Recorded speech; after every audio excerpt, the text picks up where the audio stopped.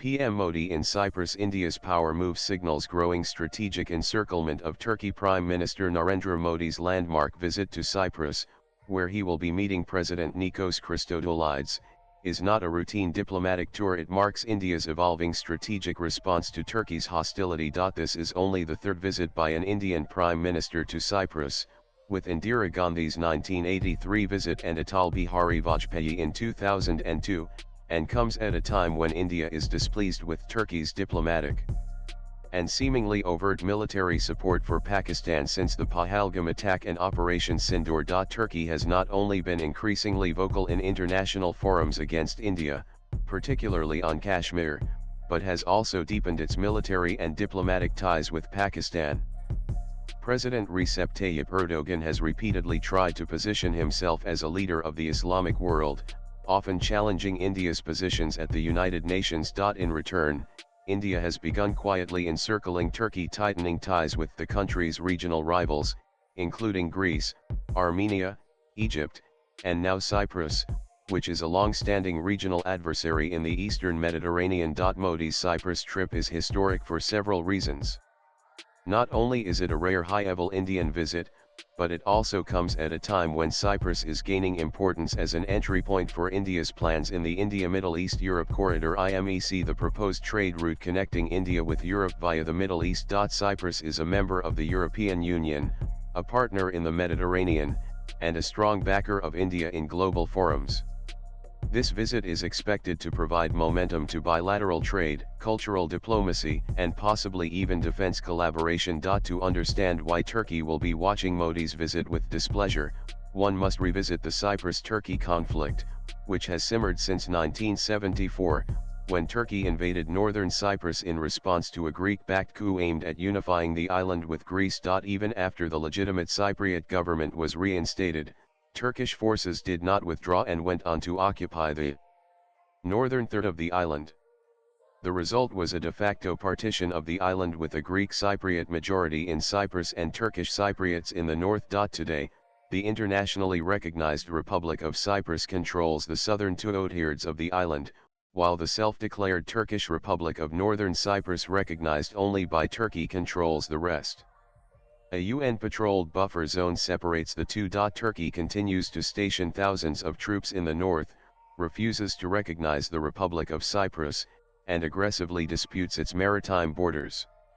This division has far-reaching consequences, not least for gas exploration and energy exports from the region. Cyprus, sitting atop rich gas reserves, is unable to export gas freely due to Turkish obstructionism, especially in the eastern Mediterranean.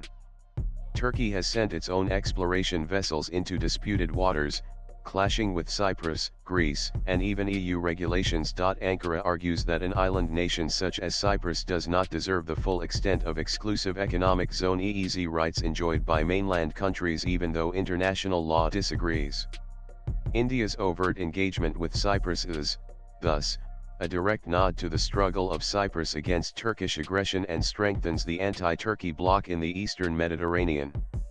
It is a move Turkey cannot ignore. Cyprus sits like a sentry at the eastern edge of the Mediterranean, south of Turkey, west of the Levant, and a heartbeat away from the Suez. Cyprus is a geographic sweet spot, straddling Europe, Asia, and Africa, making it a natural hub for trade, energy transit, and strategic influence in one of the world's most contested seas.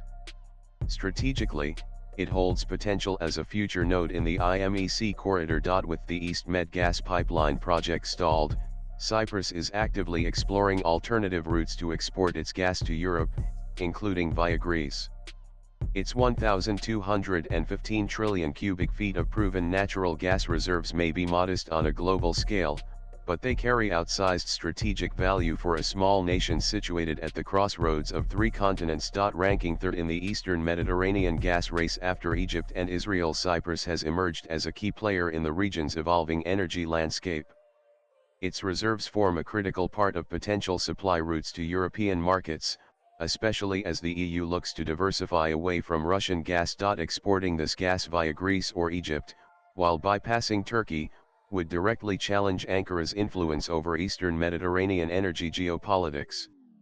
This growing energy clout not only strengthens Cyprus' regional standing but also adds weight to India's strategic engagement with Nicosia, particularly within the framework of the IMEC. Turkey's obstruction of Cyprus and even Greece's maritime ambitions, combined with regional instability, has made countries like India valuable partners for Nicosia not just diplomatically, but potentially for energy and infrastructure cooperation as well. Modi's visit could thus unlock new possibilities not just in diplomacy, but in energy security, digital corridors, maritime and defense cooperation. Cyprus has long been a staunch supporter of India.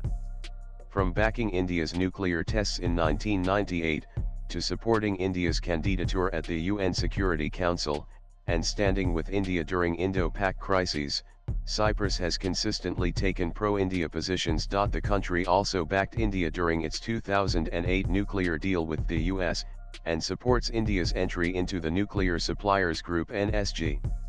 On issues of terrorism and Kashmir, it has refrained from siding with Pakistan or the OIC line, a sharp contrast to Turkey's vocal interventions. India, for its part, has always backed the territorial integrity of Cyprus and called for a resolution of the Cyprus problem under UNSC resolutions and international law. Modi's visit reaffirms this position while deepening the bilateral relationship further. Swipe left for next video. By visiting Cyprus, the Prime Minister is sending a carefully calibrated message not just to Ankara but the entire region.